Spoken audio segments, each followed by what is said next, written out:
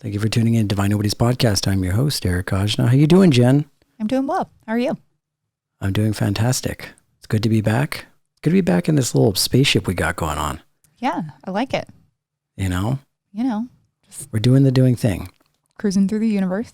Cruising through the universe, exactly. It's what it looks like. The little blue. You'd think we are in a spaceship, the little command center we got here going on. I like it.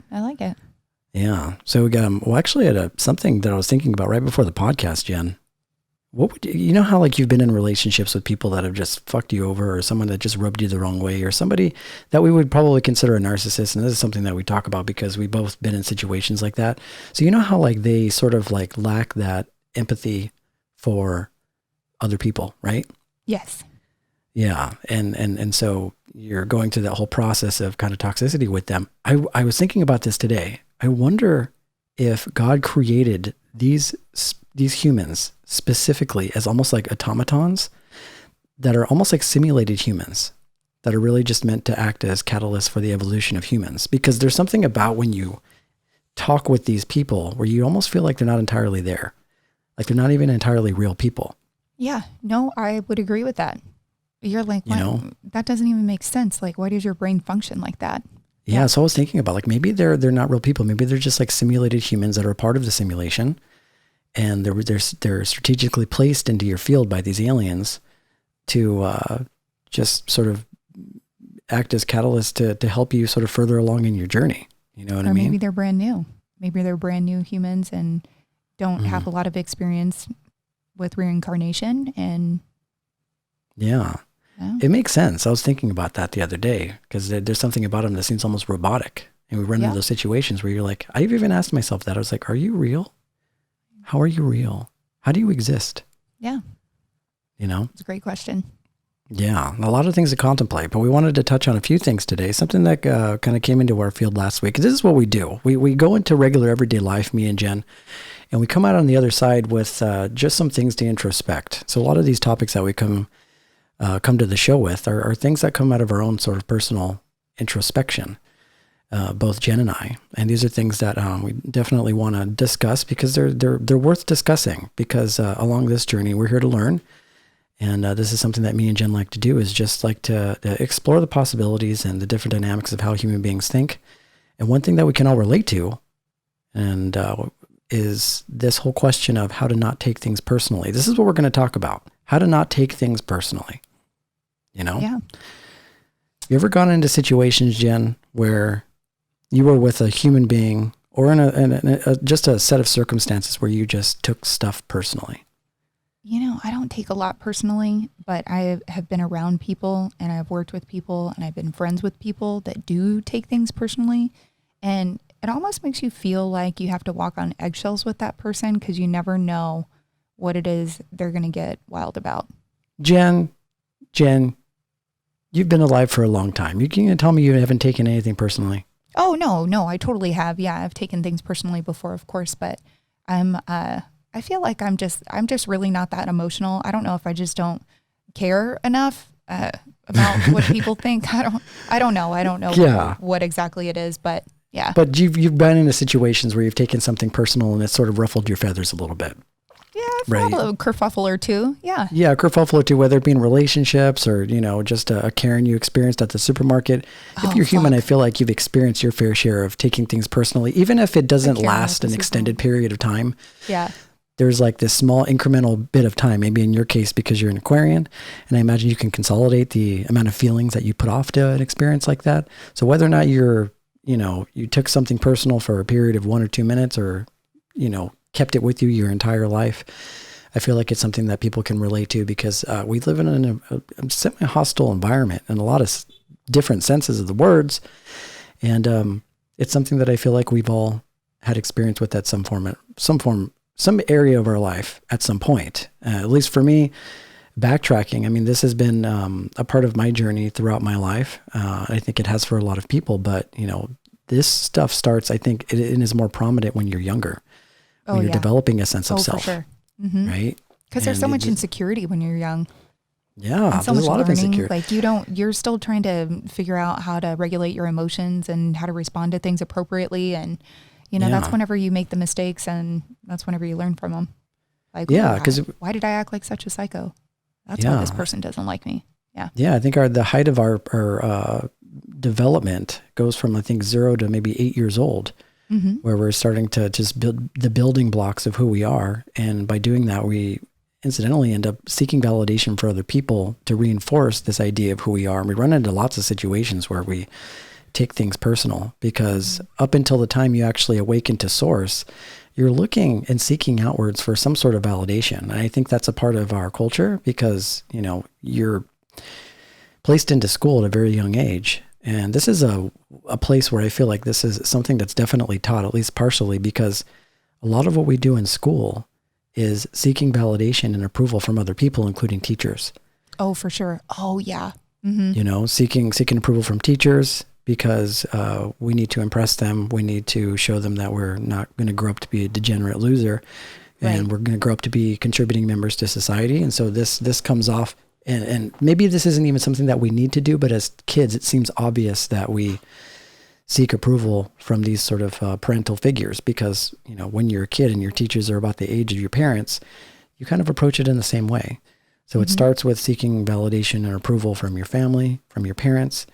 And then once you go into school, you're seeking validation from your peers and also from your teachers. So it's almost like hard-grained into that sort of cultural zeitgeist that we're a part of. And it's not really our fault, just a part of how that system is operated.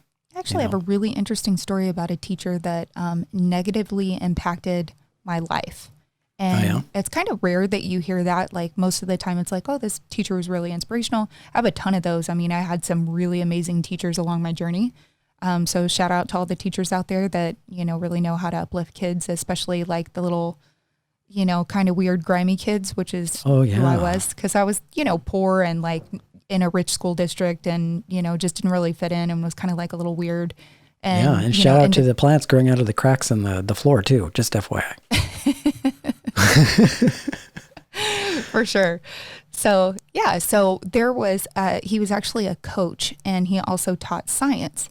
And I was really into the metaphysical and mystical things at that time. I'm in like 6th grade, you know. Oh, really? And wow. Yeah. Oh, yeah. So I always had my horoscope and was always, you know, just really, there was an interest in tarot and, you know, those kind of things, everything mystical.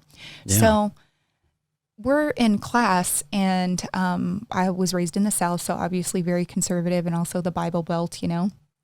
And one of the girls, this is back when the craft was popular, you know. Oh yeah, Fairuza Balkan Craft. I had the biggest crush on her though. FYI. Did you? Again. Oh my God, I was terrified of her. She looked so scary. But I like the redhead in that movie. I don't remember what her name was, but the Good Witch. Yeah. That had a great soundtrack too. It did. Yeah. Ooh, that was a good one. And The Crow too. That was a good soundtrack. Anyhow. Oh yeah. So we digress. But so this kind of preppy, you know, back when kids were, you know, you were a prep and a jock or a goth kid or a skater or whatever, everybody had like their bucket that they fit into. Stereotypes, so I didn't really fit into any general stereotype for school, right? Because I, you know, was athletic, so I played sports and did cheerleading and stuff, but I wasn't, you know, attractive, and I didn't have a ton of friends, and I was kind of like a little bit of a loner and a little different. You were what we like to call a gangster. No, I was never a gangster. Yeah, no. The gangster in the deeper sense of the word, Jen. Not that you listen to hip hop, but that gangster in the sense that you sort of rebelled against the norm. Oh, well, I was thinking like Snoop Dogg. Like, oh no, today's version of what a gangster would be. Okay, yeah, okay. Yeah. So, and Snoop Dogg's obviously not a gangster, but I think gangster rap, and I immediately. He's kind of a gangster. Dogg. Anyway, yeah, kind of, yeah. I think Dr. Dre would be more like gangster, I think. There's nothing more gangster than sipping on gin and juice. Amen. Jen, on a Sunday afternoon in a 6'4" Impala. All the doing things, you know? Yeah. All the things. Okay, I got to wrap my story up. So one of the preppy girls was like, oh my God, she's a witch. Talking about me, right? And the craft was popular, so that was like a thing. And this teacher heard, and and then he was like, oh, stay away from her. Like, she's weird and she's a witch. And he would actually talk shit about me to other students. Yeah. And you lived like in the Midwest, right? No, Texas. Well, yeah. I mean, Texas is obviously different and not as liberal as California. Yeah. Oh no. Yeah. There's very conservative deep area, South. Right? Deep South. So it was very interesting because his opinion of me, even though he never spoke to me, we never exchanged even one sentence of a conversation. He actually blackballed me in sports. So, during that time I was trying out for cheerleader. I didn't make the cheerleading squad that year, even though I was one of the better ones and could tumble. So, because of his recommendation. So I thought that was interesting, right? How your teachers can totally sabotage your junior high school career if you. Yeah, because we forget they're just like regular human beings. You were like walking around during recess, and they're like, "Oh, what are you going to go do, Jen? You're going to go call the corners?" Yeah, totally. Yeah. What the fuck? Like. Yeah. I had a very, very similar experience, and it's crazy because you don't have the emotional intelligence at that age to figure out that the teachers are always also spiring against you. Oh yeah. Because and they all in their little teacher's lounge drinking coffee, talking shit. Now that I'm an adult and I have teacher friends, I know what they do. Exactly. But as a kid, you think that they're professionals and they're not in there, talking shit on you, but they totally are. Yeah. Like I've spoken to even parents that have kids, and when you're a kid and you're being scolded by your parents, like worst case scenario, like you feel like you're in some really deep shit. Right. But then they'll go and close the door of their kid's room, and they'll come into the living room where you're at, and they're like giggling, and they're like, yeah. That was like totally not serious. Yeah. But sometimes you have to, I guess you feel compelled to do that for your children, but it's a different perception that we have when we're younger. I had gone to school in Arizona, very similar experience. And Arizona is obviously not as liberal as California, but I'd come from California. But long story short, my scenario is very similar to yours. I was a goth kid during that time in elementary school to middle school through high school, progressively more goth as the time went on, Of course, yeah. And the teachers were exactly the same thing. I started wearing eyeliner and vinyl and makeup, and the kids would walk by and be like, "It's the Crow. It's the Crow." Or they'd come and be like, "Look, it's Azrael Abyss from SNL." All those like little things that you hear when you're a goth kid growing up, and it's hard to not take those things seriously. Even though on the surface, maybe it'll appear as though you don't, but things like that deeply hurt your feelings, because I think at the very core, you want to feel connected to the people that you're around, because at the very core of what you're going through it's just all expression for you at that point, mixed in with a little tinge of rebellion. It's basically your statement that, I don't want to conform to or be told to fit in this sort of box that you want me to fit into.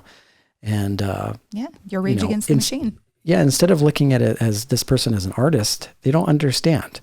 And what people don't understand, they criticize. And I experienced that same level of criticism from teachers. And that was so surprising to me, that they were telling children not to hang out with me or to stay away from me like I'm bad news. But the interesting thing about a lot of teachers that I had really close relationships with is obviously it's a conversation of who he looks like and who he is in reality that you run into. Because they'll say like, "Oh, he's actually the nicest guy," if you get to know him. So there seemed to be a lot of that growing up because those stereotypes were so much more prominent. But situations like that, right, where we go into situations where we're trying to be our best selves, and people come and criticize us, and this doesn't even have to be just when you're a kid. This happens when you're an adult as well. And it's hard not to take something personally. It's hard not to take something personally. And so, I mean, I even have situations in within the last 5 or 10 years, just in certain coworker scenarios. There was this person that I used to work with, and she was much older than me. And no matter whatever it is that I did, she just did not like me. Yeah. And I couldn't accept the fact that there was this person that just didn't like me. And I couldn't figure it out. I tried to make amends and tried to be nice and accommodating, but there are just people in life that just aren't going to like you. So true. I think it had something to do with the fact that I was a younger generation, millennial generation, and she was more of like a baby boomer. And so you run into that disconnect where you're doing the same type of work, and the millennials can do it in a different way than the people that have been doing it the same way for the last 2 decades. So you run into that disconnect. And with better technology and X, Y, and Z. Yeah. Yeah. And it's I acknowledge that for older people, technology especially. Yeah. And I acknowledge that, but I'm definitely not somebody to compete. I just wanted to have an even playing field. Yeah. But every single day on clockwork, it would just be this feeling of dread, knowing that I couldn't change this person's mind. Mm-hmm. And we can kind of look at that as taking something personally. And so got me really thinking. And this is a practice that I've kind of kept with me throughout the years, and something that I'm a lot better with now, which is learning to not take things personally. And the first thing that we need to really think about is language, right? Because language is how we associate with other people. And if you really think about it, language has only really been developed within the last 1400 years, at least for us. You have other regions like, China that's been speaking their language for the last 3,000 years. So language just in and of itself is kind of an odd thing when you look at it in the context of like Atlantis, where they're not using language at all. Mm-hmm. It's confusing. Yeah. Right? It's confusing. And some people aren't as in touch with their feelings or their emotions or how to articulate their feelings. So you run into a lot of situations where people aren't saying what they mean and meaning what they say, And at the same time, language is also very powerful. It's very powerful in the sense that we can hurt other people with it. So I talk a lot about this in sound healing, which is, as human beings, a lot of people, they've gone to a sound bath, they know what that's like, but people don't necessarily think of themselves as sound healers. But in my classes, I would always tell this story, which is like, if you're a human being, then you're a sound healer because you've been gifted the ability to speak mm-hmm. with your mouth. And you have a responsibility to pay attention to the words that you say to other people, because when you say something affirming and beautiful to somebody else, that's almost like its own form of sound healing, because you can make somebody feel really good, mm-hmm. and you can make somebody feel very loved. But at the same time, it can be a very destructive endeavor, because you could also hurt other people with your words at the same time. Absolutely. Grandma used to say, words are cheap, that's why they're free. Yeah. So wanted to dive into different ways that we think, and trying to pretty much just dissect this kind of illusion that we believe, which is the fact that we get so hurt and take things personally when somebody either does something to us or when somebody says something to us. So going into the dynamics of that, I think is really, really important. So I think, what is the first thing that you think somebody feels when somebody says something particularly hurtful? Maybe a Karen, you see a Karen walking down the street and she wants to exchange some words for you. What do you think it is that people feel when they take something seriously? It's tough, because behind every reaction and every opinion is someone's experiences, right? Exactly, so I always have to take that into account, that anytime I say something just because I believe something a certain way, because I haven't had the experiences that would impact it to change my mind. So I think that's really true. where reactions come from, or just based on that. So there's a primitive side to reactivity, right? And it is almost like a barrier to truth. What I mean by that is, like, it's a barrier to who you really are.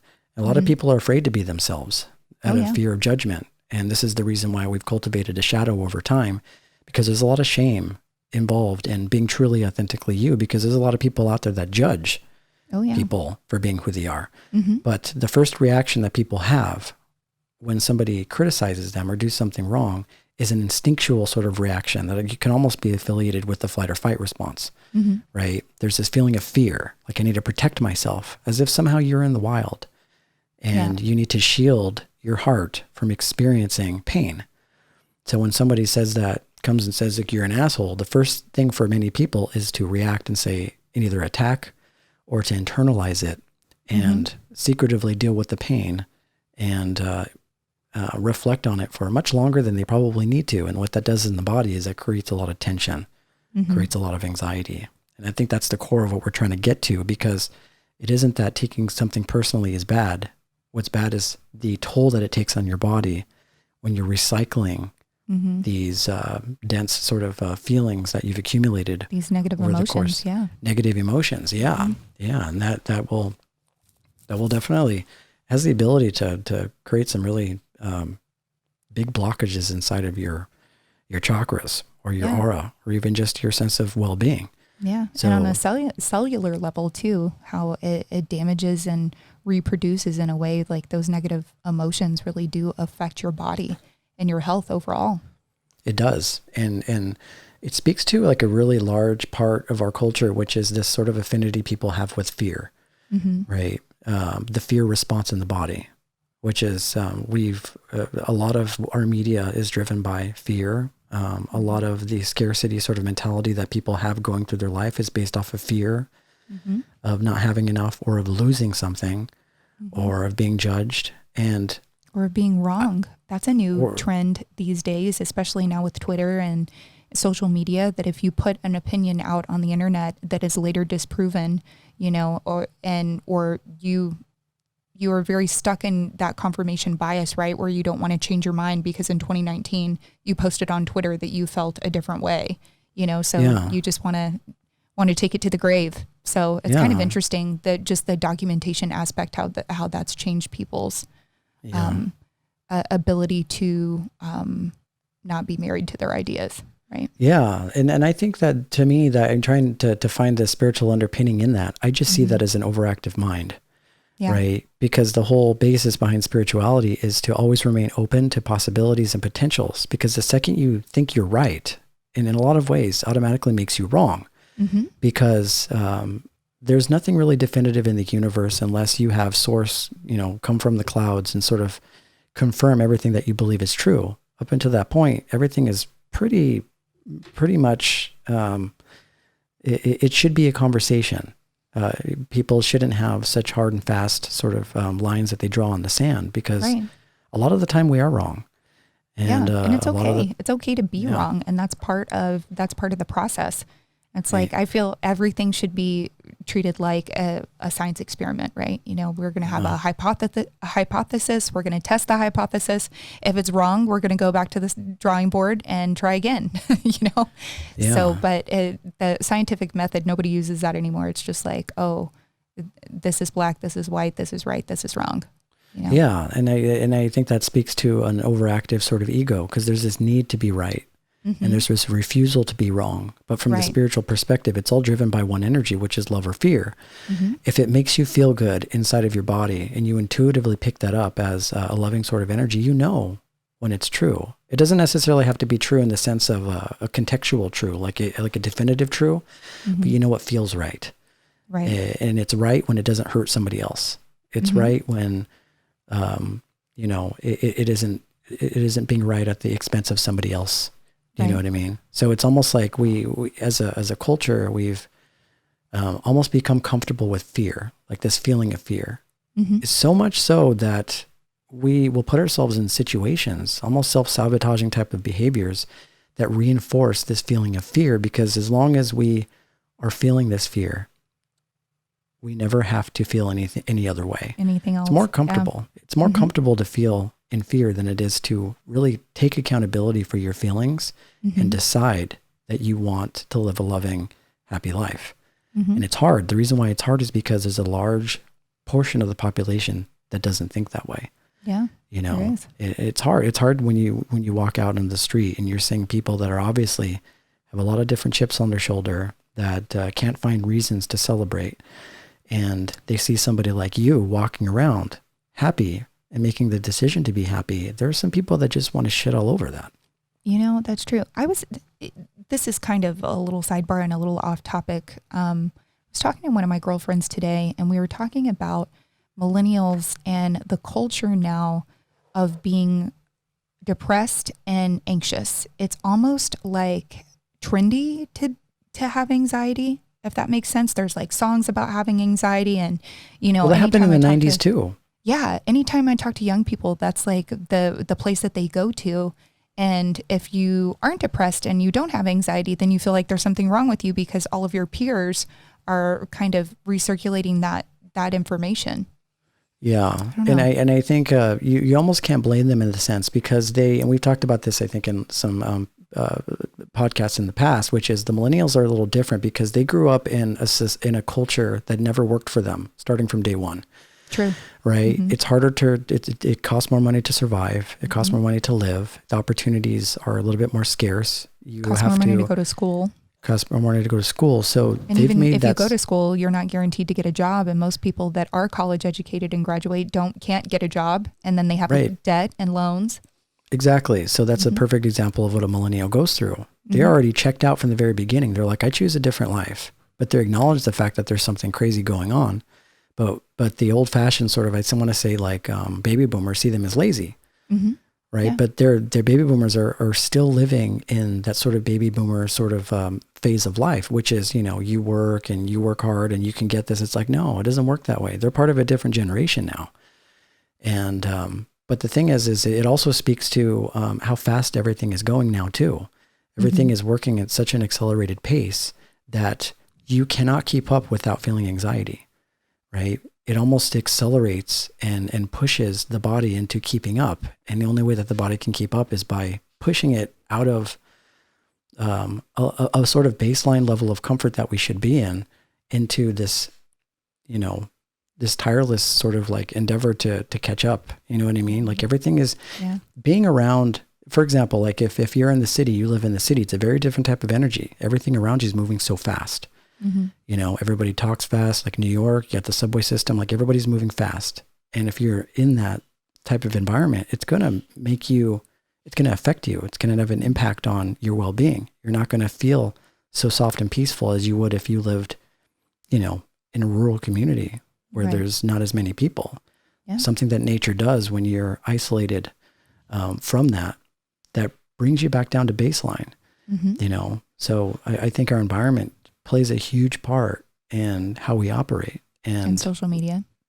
And social media, exactly. It doesn't even have to be the proximity of your environment. Like you go on Instagram or you go on Facebook and you're just being literally face fucked with like all these different images, all these different extrasensory sort of forms of stimulation. And being sold a million things. I mean, and it's not ad after ad. Yeah, and it's not intrinsically bad, but we haven't, how would I say it, like equipped ourselves to not be affected by it. It's hard not to be affected by it, right. And at the same time, if you decide to check out from it, there's also that side of the coin, which is, okay, well, now you're not a part of the society anymore. Yeah, and you're missing out.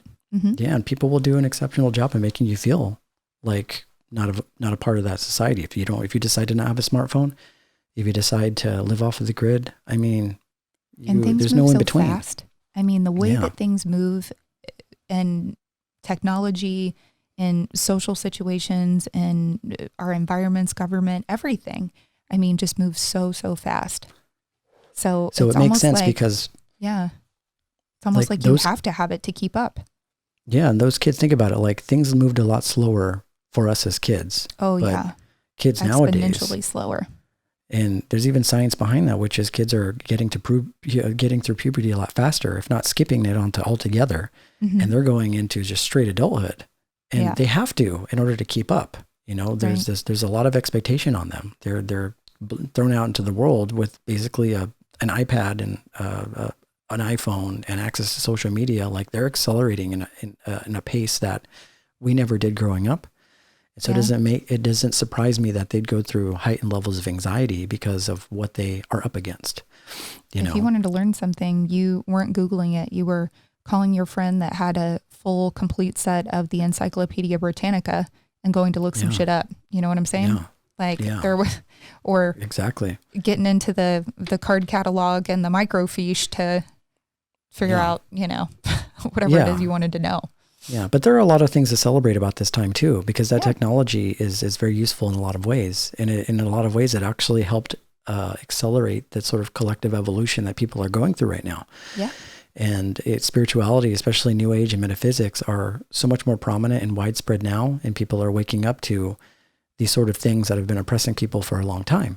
Yeah. So there are pluses and minuses to it. So it's all about how you approach it and whether or not you've developed your own inner discipline as to not be absorbed by the chaos. So it always just comes down to balance. So the first thing is that the primitive response that we have. No, it's okay. The first thing is the primitive response to the reactivity to taking something personally, usually a fear response, right? And that's not based in reality. That is based off of your own ideas of who this person is, what they represent, what they're trying to do to you. And that's normally what we go through when we feel attacked. It's really your own belief system, 100%. Right. So Yeah. A good example would be in the South, it's very common to hold the door for a person that is walking behind you. So if you're leaving a restaurant, you hold the door for the person that's behind you. Yeah. And I noticed whenever I moved to California that people don't do that here. And they almost look at you like you're going to rob them, or they're like, what the fuck are you doing? You know, like, well, I got my own door. Like, oh, why are you this close to me? And it's just it's a cultural thing. But at first I wouldn't say offended, but I was just kind of taken aback because I wasn't used to that type of response. But that was based on my beliefs that if you didn't do that, you're rude. So whenever I moved here, I initially thought people here were unfriendly and rude because there weren't common niceties, right? Like, you know, even in conversations, people aren't really small talking you that much. And it's really hard to make friends and that kind of thing. I mean, people just aren't as overly friendly as they are in the South. Yeah, it makes me think of a talk that I heard from Terrence McKenna a while back, which is he was likening our culture as an operating system.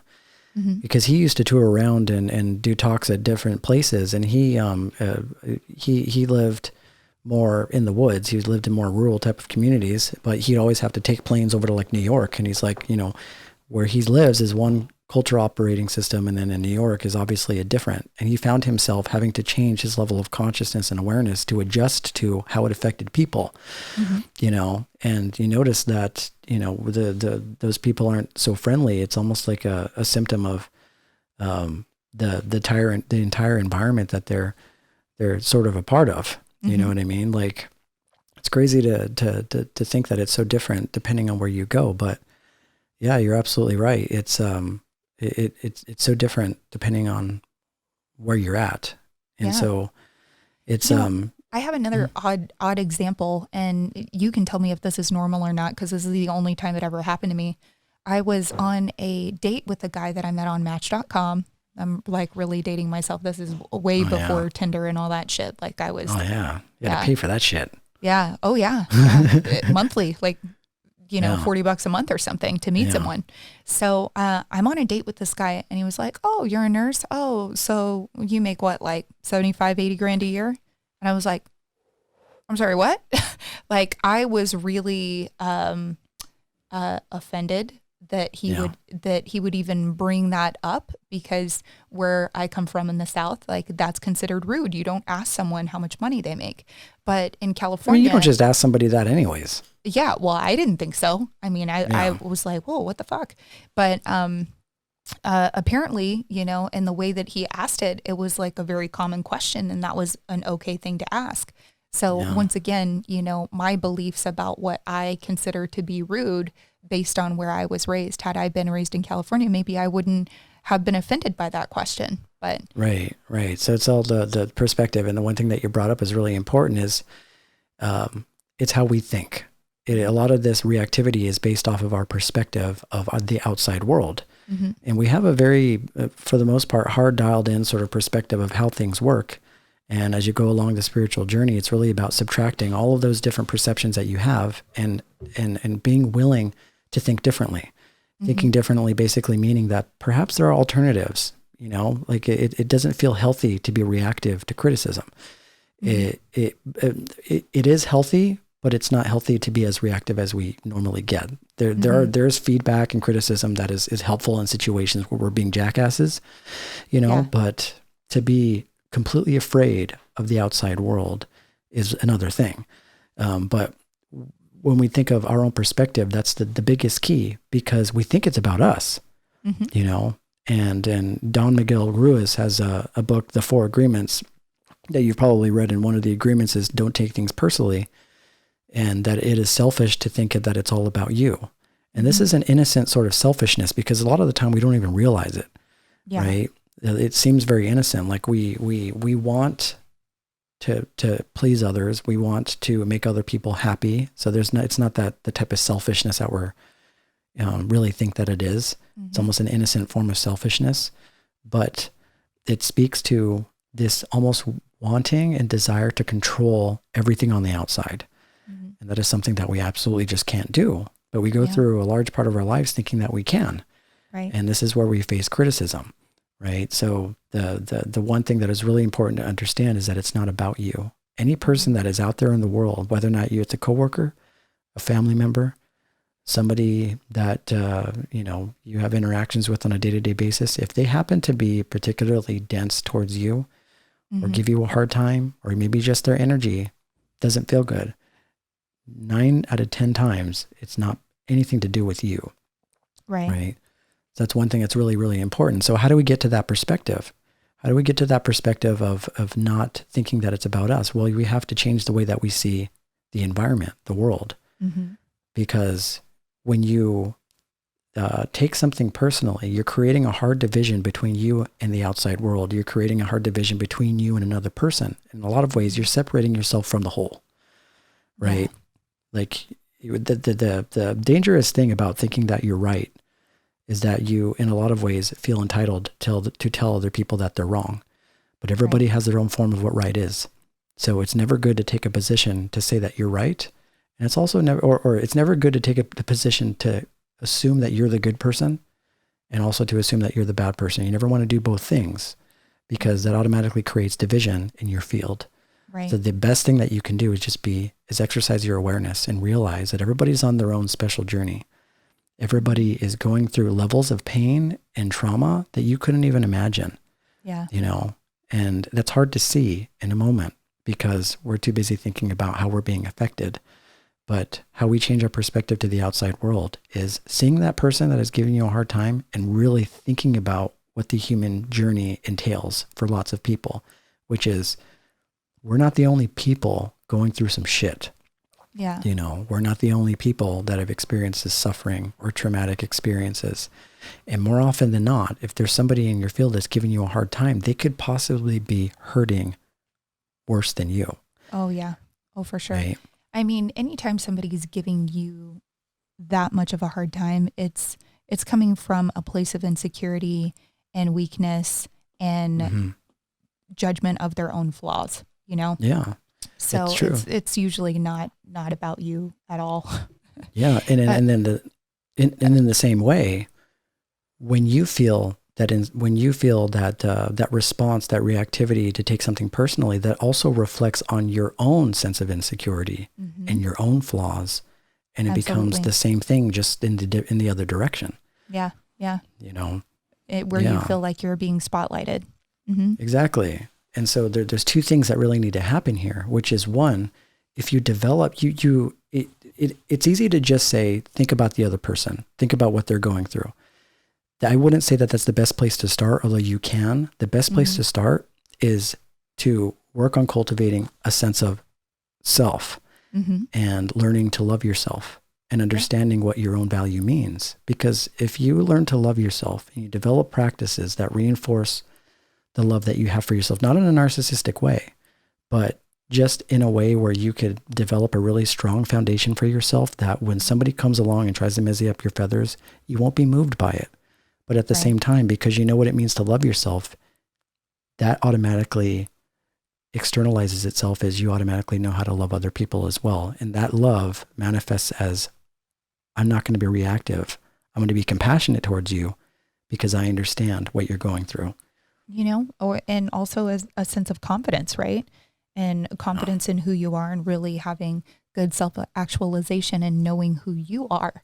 So if someone attacks you and maybe says something that isn't true, having the confidence to say, I don't know what you're going through or why you're acting like this, but this is, and speaking your truth and standing up for yourself. So there's something to be said about that as well.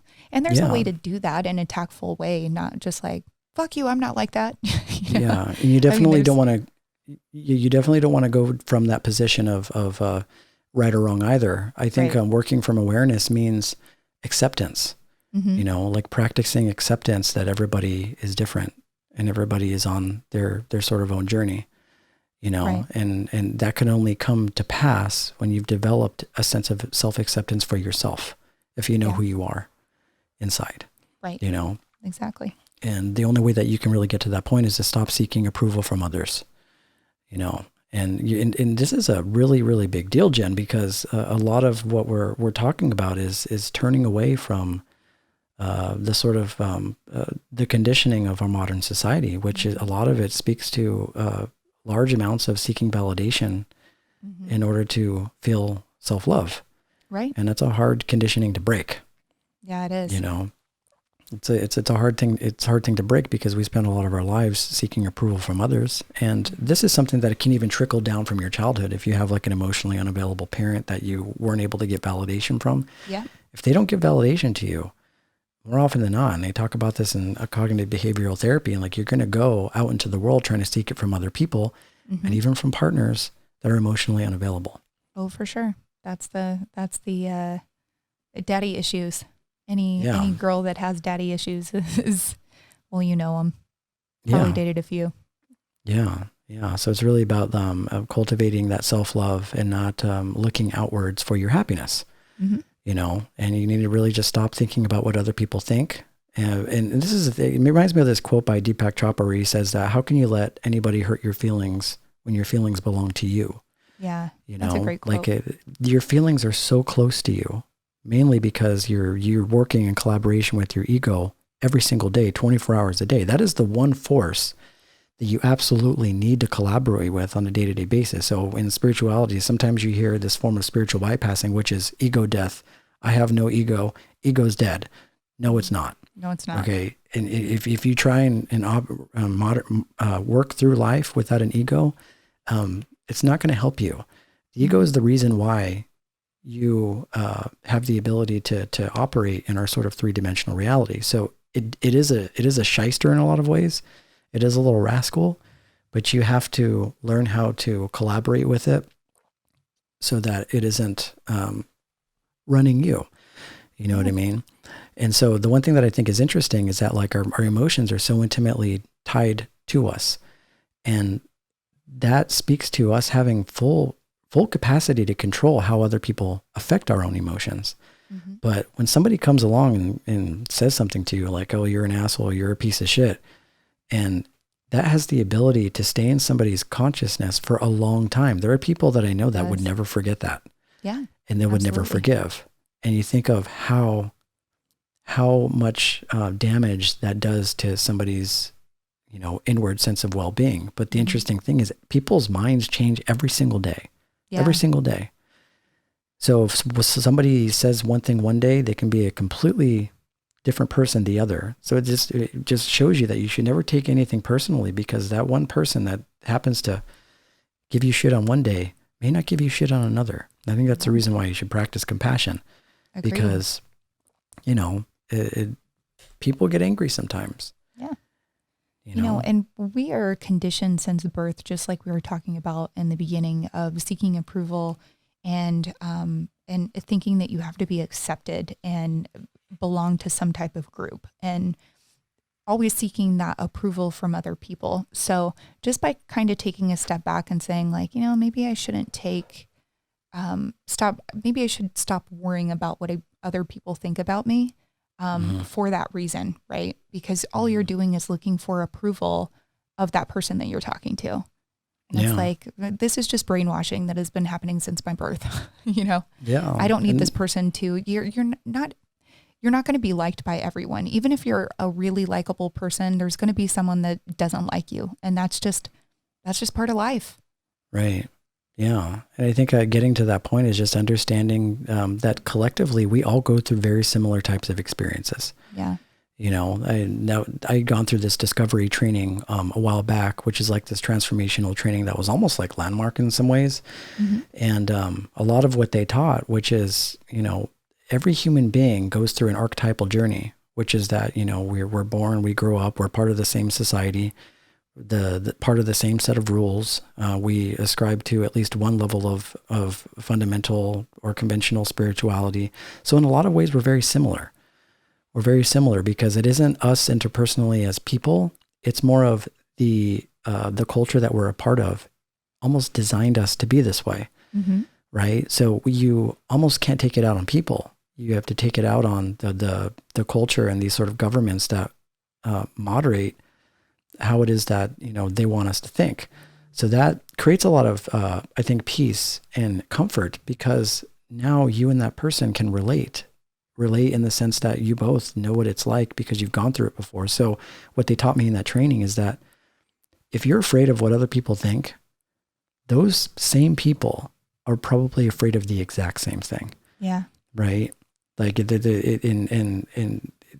a lot of comfort in that. There's a lot of comfort in knowing that a lot of people are afraid of the same things. And what is the basis of that? It's love. Everybody wants to be loved. Everybody wants to be accepted. Yep. Everybody wants to be liked. And so what we do in order to obtain that expresses itself in a multitude of different ways, but the energy and the behavior of that is fundamentally the same.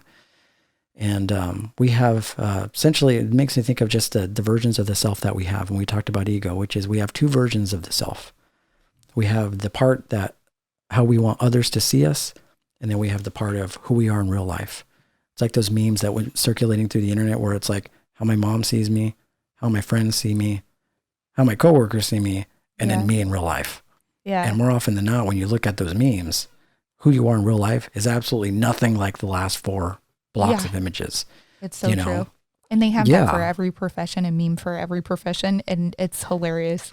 Yeah. Yeah. But why is it that we feel a need to create two versions of ourself? Well, there's the shadow self.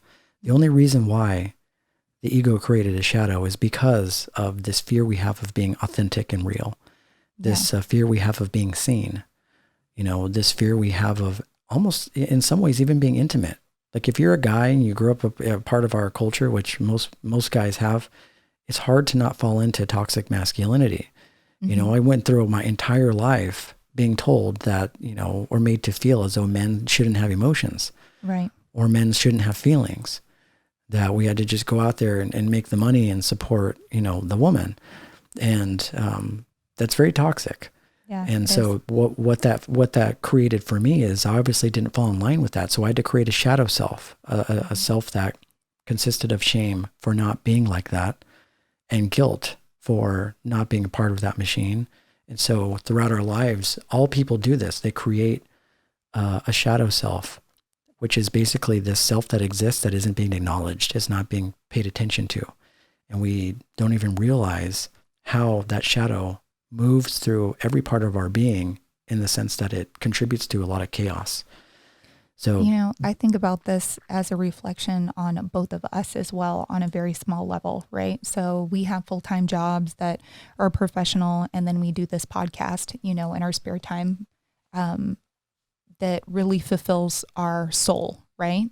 And the people that I work with have no idea. They have no idea about this podcast or what I do in my spare time. I just don't share my personal life with them. So, when I'm at work, I have my work hat on. And when I'm not at work, I take that hat off, Yeah. And it's interesting how, even though you can have knowledge on all of these topics, how they still manifest in your day-to-day life. Yeah, and I think that's where a lot of people, especially millennials, for example, I respect them in a lot of ways because they see the division between who they want to be and who they have to be in real life. Yeah. And so you see a lot of people like influencers on Instagram where they're like, they quit their job because they wanted to just be fully integrated with their authentic selves. And there are a lot of people that are part of that sort of old paradigm of thinking that give those people a lot of shit. It's not uncommon to hear stories of, like the people that we interview where they're like, yeah, my family didn't accept it. Like they gave me crap about it because they didn't fall into this narrative that people had of just falling in line with what they should be doing. So it takes a lot of courage, bravery, and bravery to be fully integrated, which is, Absolutely. For us, eventually it'd be nice to be able to just do this full time and be able to just share whatever story that we happen to want to share. Because I know exactly what you're talking like about. And subscribe so we can. Exactly.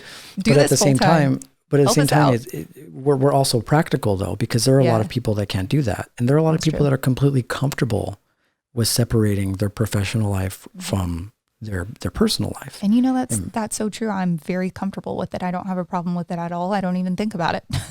Because I'm a different person 9 to 5. With a different set of skills and, different information and different communication skills. I mean, it's like night and day. You wouldn't even recognize me. Exactly. So and for me as a Libra, like I'm I all don't say about fuck balance. nearly as much. Yeah. It was so fucking early, but yeah, I save it for the times where I really, really need it, Yeah. you know, but for me as a Libra, it's about balance. Like I'm fully aware of where I am in the world on earth. Like I'm a part of a culture that's very different. And as a healer, I think it's the best place to be. There are some people that when they get into the New Age community or spirituality, they want to remove all of that sort of 3D stuff from their field. Yeah. They want to go and maybe start a commune in Northern California. They can do all those things. It's totally fine. And if you can do that, that's absolutely wonderful. But as a healer, I feel obligated to exist in these densely populated communities to help people that really need it, or people that want to understand these type of wisdom teachings in the way that I am. And you could do that by teaching in yoga classes, but the best way is to go out into the world where people are going through real world shit and to participate in what they're participating in.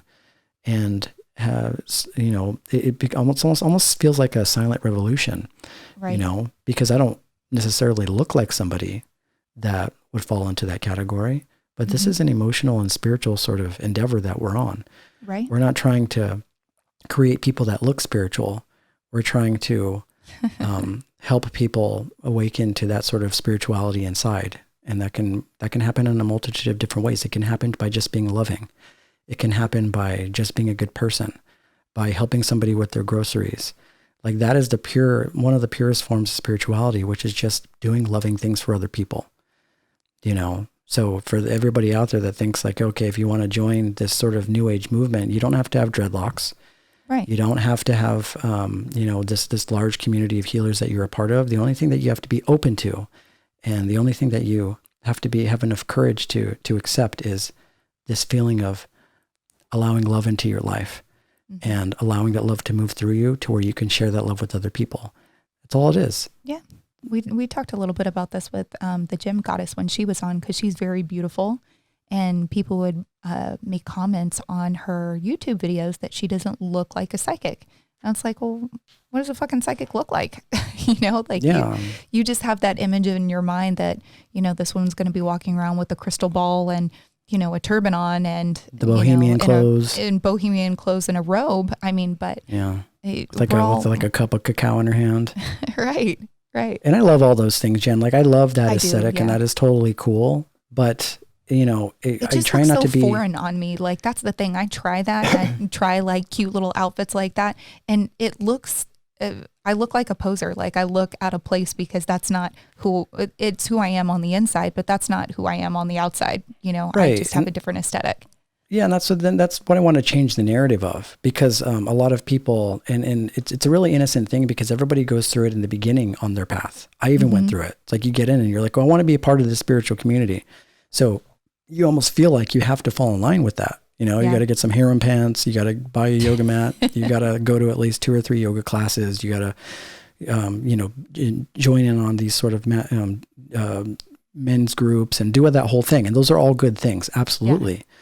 But there's a certain point in the beginning where you create division, which is these are spiritual people and these aren't. Yeah. These people in this yoga class are spiritual people, but the people on the street aren't. And that's not it, because everything is spiritual. Literally everything. Everything. The only thing that isn't spiritual is your perception that kind of keeps you from realizing it. You know, if you're alive and you're a part of the society, I mean, there isn't anything that isn't spiritual. What is spiritual is being authentically who you are and real to who you are and being loving. Those are the 2 main moderating forces, just like Marianne Williamson says. There's only actually really one moderating force. The other one, which people normally consider 2, is just an illusion. You know, so all fear is the absence of love. So if love is the only moderating force in life, that is the most spiritual thing that exists. So if you know how to love and you're actively working on creating a more loving environment for yourself, practicing self-love, by definition, you are being spiritual. So you don't have to look. Anybody that's listening, you don't have to look the part. You can get involved in that. But if you want to know that you're spiritual, just work on how you love, work on how you understand love, because the second you understand that, you understand the whole fucking universe. That's right. You know? So yeah. And in terms of this whole taking things personally, you know, the ego is looking for validation because ego is created by others, right? Absolutely. And what is created by other people is not essentially who you are. So the most authentic part of you is the part that you know better than anybody else. And everybody has a little spark of love inside of them that if they cultivate that and they work on that, then they can bring that out. Humans at the very core are good. Yeah. So if anybody out there has ever told you that you aren't, or told you that you're not enough, or made you feel as though you're inferior, look at the deeper underpinning in that and realize that those people, somebody probably told them that one day and they believed it. And they believed it so much that they started seeing that in everybody else around them. And so what you're really experiencing is somebody else's fear, somebody else's pain and somebody else's suffering, not yours. So the best thing is to not identify with somebody else's suffering. Absolutely. And don't give your power away. You know, anytime you get upset by something that someone says or does, you are letting them control your emotions. So protect your power and realize, just take a couple deep breaths and just be like, who gives a fuck what they think, right? Yeah, I know who gives I a am. fuck what they think? I'm Exactly. secure in who I am. I know that, you know, I'm a good person and the things I do come from a place of love. So Right. Because if your foundation is strong, then nobody can take that from you. that's right. You know, like people can take many things, but if your foundation and your self-love is strong, then people can't take that from you. So the few bullet points, which is, you know, 1, no one is perfect. Everyone has a shadow. And if you don't believe me, then maybe you'll believe Carl Jung, because that's the motherfucker who said it. Right? So no one is perfect. Everyone has a shadow. Yeah, I'm a Jungian. I like his teachings. Yeah, Jung's awesome. And then let's see what else we have here. Everything. I just wanted to say Jungian. You like that, huh? Jungian. Jungian. Yeah. And then the humans, they all share the same insecurities, as long as ego is involved in creating them. So when we see other people, there's comfort in that. It's comfort in knowing that, like, we're all afraid of the same things and we're all trying to get to the same place. So if there's somebody that's being mean to you, help them out. Help them out by not taking offense to it. Allow them to be who they are. Because if you're being good to them, despite the fact that they're treating you like shit, they'll have time to reflect on that. You may not see it right away, but eventually along their journey, they'll get to a place where they have to really face their own shadow, and you will have contributed to it in a good way if you cease to react, you know? You know, this is an interesting technique and it works. If someone says something to you that's rude or out of place or kind of out of left field, and you don't say anything, you just look at them, like make eye contact, look at them and don't say a word, they'll start talking. Because people that are coming from that place of like anger and anxiety and insecurity will immediately start talking and usually talk themselves back out of it, which is really interesting. So try it. It works. Or they'll tell on themselves. Yeah. Yeah. Like, Situations like that. Right. It was like, yeah, you stole my parking spot, you know, and you just stop and you look at them and they're like, well, you know, I mean, you were waiting there too. I did see your blinker on. Never mind. Yeah. And this isn't to say that if somebody says something to you that you should not stick up for yourself or you shouldn't tell them what you think. I mean, there are ways to communicate to people effectively. Yeah. Yeah. And we just did an episode on boundaries, and they're very, very important. And I told this to one of my friends the other day because he was going through some difficulty at work, which is we have to teach people how we want to be treated because people just don't know that, you know, and we can't assume that people will know that. And so if people are treating you a certain way and you allow it, it's because you haven't reinforced those boundaries and you haven't helped show them how you want to be treated. Now, this doesn't mean that you have to, you know, take out your brass knuckles and realign somebody's fucking chakras. Yeah. Doesn't mean that. It just means that there are nonviolent forms of communication. There's nonviolent forms of communicating that to somebody else. Let somebody know, like, hey, you know, I hear what you're saying. I understand what you're saying. But I'd appreciate it if you didn't speak to me that way. Just there's the loving ways to communicate that. Yeah. You know, but if, you know, you're in a situation that where it's obviously just very chaotic and very, very intense, it might be better to just practice radical acceptance in that moment and realize that it's not about you. Yeah. You know, I actually had a situation where, and I'm very good at work with keeping my cool, you know, and very good at taking a moment and exercising moments of silence. I'm very good at that. But this particular day, it was 3 p.m. and I was busy all day long, so I didn't get to eat lunch. And I happened to skip breakfast because I woke up a little too late and, you know, had early calls. So I didn't eat essentially all day. And for you, Eric, that's probably not a problem because you're an intermittent faster and you're used to it. But oh yeah, I'm a hungry hippo and I'm not used to that. So so 3 p.m. rolled around and I was a major bitch. I mean, I had my bitch face on big time. Jen. I know. Jen. I was hangry. I was How just dare like, you. "Arr." So one of my reps called and it was something that we had already discussed. And she was asking me the exact same things again. And I don't know why, but it pissed me off so bad. And I was like, well. Did it piss you off something awful? Something awful. Yeah. So I was like, well, per our last conversation, if you go back through our emails and read them, I'm never that way. Like I'm never unprofessional and rude like that at work. And so I hung up the phone and immediately felt bad. And I was like, I am such an asshole. I was just so rude to this person because I'm hungry. So I had to call this person back and apologize. And I'm like, I'm so sorry. I've been busy all morning. I haven't had anything to eat.